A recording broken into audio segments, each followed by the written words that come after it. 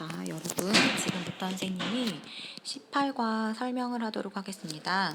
18과는 독도를 만나다 라는 단원인데요. 여기에서는 우리나라 독도에 관련된 문장을 익히게 됩니다. 이번 시간에는 한자와 한자어에 대해서 설명을 할 텐데요. 선생님이 배부한 학습지를 잘 보면서 설명을 들어주세요. 자, 한번 학습지를 풀어봐서 알 텐데요. 지금 여러분이 보시는 화면처럼 뜻과 음이 이렇게 나와 있습니다.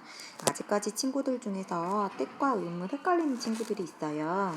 자, 뜻은 그 글자의 의미입니다. 예를 들어서 첫 번째 글자를 보면 이 글자는 섬이라는 뜻을 가지고 있고 음은 도라는 음을 가지고 있죠.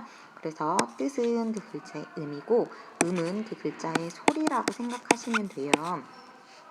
그래서 한 글자당 여러 개의 다른 소리를 가지고 있는 글자가 있을 수는 있지만 한 번에 동시에 여러 소리는 날 수 없죠. 그래서 소리는 이렇게 하나씩 있는 겁니다. 자, 그 다음에 선생님 설명할 글자를 한번 보시면요. 여기 땅곤자가 있어요. 자, 땅곤자와 하늘 건자 잘 기억해 주셔야 되는데요. 땅 곤자 같은 경우에는 흙을 상징하는 흙도자가 들어가는 걸 볼 수 있어요. 우리가 게임을 할 때 땅 곤자와 하늘 건자 헷갈려 있는 친구들이 있었는데요. 흙도자를 보면서 땅을 상징한다는 거 잘 알아두셨으면 좋겠어요. 자, 그 다음 글자를 보면 성성자가 나오죠. 이 성성자 같은 경우에는 형성의 원리로 만들어질 수 있는데요. 형성의 원리이기 때문에 여기 음을 나타내는 부분이 있겠죠. 맞아요. 여기 뒤에 있는 이 글자 이룰성자가 음을 나타내고요.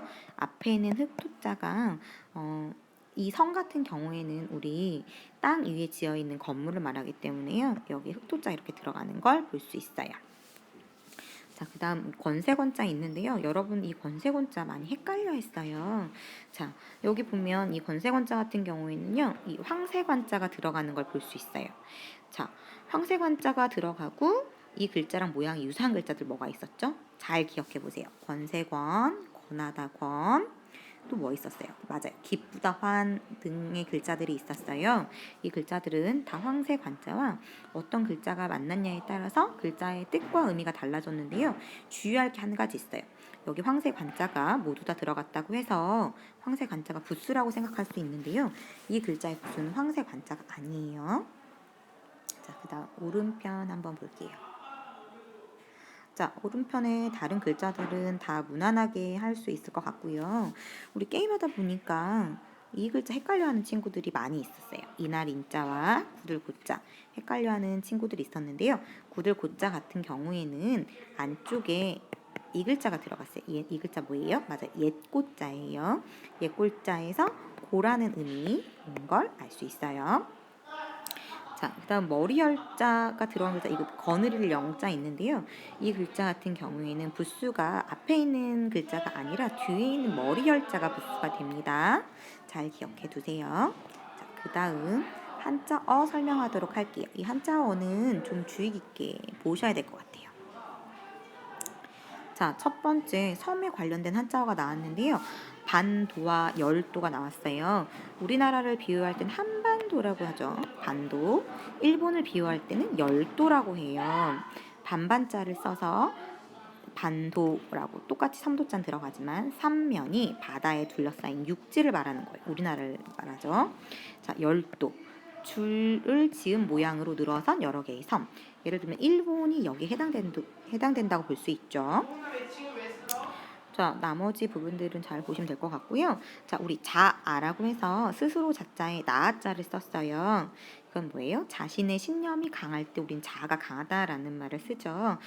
스스로 자자나 나아자나 둘 다 비슷한 의미 한자를 놓고 한자어를 만들었어요. 자, 시비 같은 경우에는 오를 시자에 아닐 비자를 써서 옳고 그름을 나타내는데요. 이 글자는 보통 옳고 그름을 나타내기도 하지만 옳고 그름을 가리려고 다툰다 라고 할 때 시비라는 말을 쓰기도 합니다. 자, 그 다음에 여기 보면 원인이라는 한자어가 있어요. 우리 인자 앞에서 봤죠. 원자는 근원 원자예요. 그래서 어떤 일의 근본이 되는 까닭을 원인이라고 하죠. 그 다음에 견고 같은 경우에는 유사한 한자를 놓고 한자어를 만들었어요. 구들 견자에 구들 고자를 놓고 권리 같은 경우에는 자, 여기 권세권자와 뒤에 있는 이룰 리자, 이롭다 리자가 만나서 권세와 이익을 말할 때 권리라고 합니다. 이 권리 같은 경우에는 본인이 가질 수 있는 이익을 말할 때 권리라고, 당연히 본인이 부여받아야 할 이익을 말할 때 권리를 주장한다라는 이런 말을 쓰기도 하죠. 자, 요령 같은 경우에는 의미가 두 가지로 쓰일 수 있어요. 요령을 부린다. 어떤 일을 할 때 요령을 부린다라고 할 때는 적당히 꾀를 부린다라고 또 쓰지만 요령을 잘 안다라고 할 때는 그 일을 할 수 있는 기묘한 방법을 안다라고 할 때도 요령이라고 하죠. 18과 한자 한자어 강의는 여기서 마치도록 하겠습니다.